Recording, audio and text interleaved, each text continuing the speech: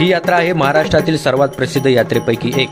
महाराष्ट्रासह कर्नाटक, आंध्र प्रदेश राज्यातील लाखो वऱ्हाडी भाविक येथे हजेरी लावतात। पूर्ण सागवानी लाकडी रथातून मिरवणुकीची सुरुवात होते।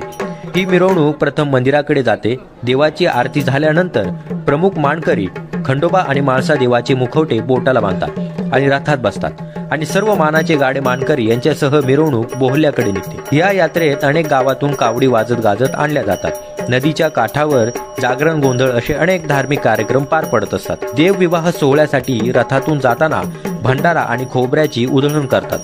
भंडारा खोबऱ्याच्या उधळणीमुळे सूर्यास्ताच्या किरणांनी विवाहाच्या बोहल्यासह पालनगरी सोन्याची नगरी होऊन जाते। पौष महिन्यात मृग नक्षत्रात गोरज मुहूर्तावर तारळी नदीचा वाळवंट पार करून खंडोबा देव आणि म्हाळसा यांचा विवाह सोहळा लाखो भाविकांच्या उपस्थितीत पार पडतो। अशी ही प्रसिद्ध यात्रा आहे सातारा जिल्ह्यातील श्री क्षेत्र पालखंडोबा आणि म्हाळसा देवी यांच्या लग्न सोहळ्याची। येळकोट जय मल्हार। तर मित्रांनो, आज आपण आलेलो आहे सातारा जिल्हा पाली या गावी। सातारा जिल्हा कराड, तालुका कराड या गावी हे खंडोबा पालीचं मंदिर आहे। म्हाळसा देवी आणि देव खंडोबा यांचं लगीन लागलं होतं या गावी।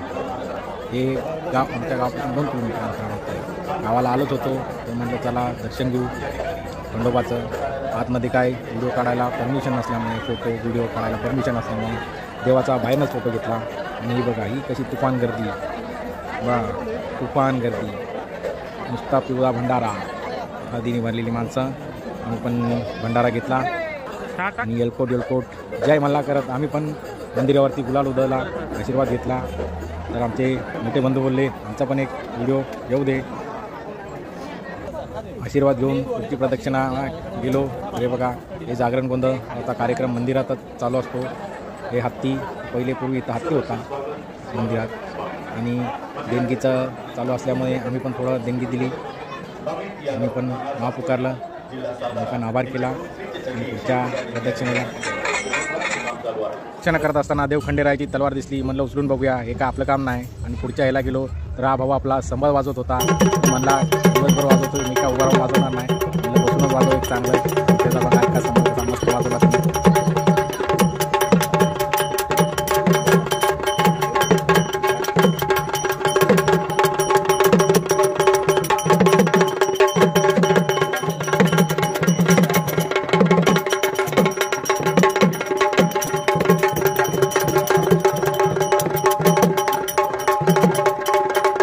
संबळ वाजवल्यानंतर गोमुखाचं दर्शन घेतलं आणि लोक बघा घमेला भरून, पोती भरून नवस बोललेला असतो। गुलाल उधळत येळकोट जय मल्हार करत पुढे निघत असतात, प्रदक्षिणा घालत असतात। मंदिरात भाविकांना जेवायची पण सोय केलेली असते आणि बाहेर आल्यानंतर हे आशीर्वाद देणारे असे कार्यकर्ते हे भरपूर भेटत असतात।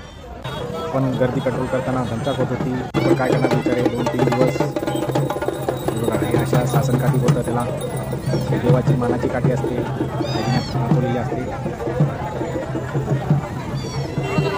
बघा, हे असे आशीर्वाद देणारे, दोघा मागणाऱ्या या मावशा भरपूर भेटतील तुम्हाला जत्रेमध्ये। आणि भैया बघा आणली की अशी खेळणी असणार, या भैयाची पिप्पानी बघा कुठं जाते घन, अशी जत्रेत मजा असते। देवदेवतांचे फोटो, आरत्या, हार, नारळ आम्ही काही लई घेत बसत नाही, हे आपलं थोडक्यातच भागवतो आम्ही। अरे नदी बघा, याच्या काठी असे जागरण गोंधळाचा कार्यक्रम चालू असतो। आज दुसरा दिवस होता त्यामुळे गर्दी कमी होती। 5 दिवस पालीची यात्रा चालते। या मावशीने बघा कसं सुंदर असं घेतलं आहे आणि आम्ही दोघं पण भाऊ येळकोट जय मल्हार करत आमच्या घरच्या दिशेने निघालो।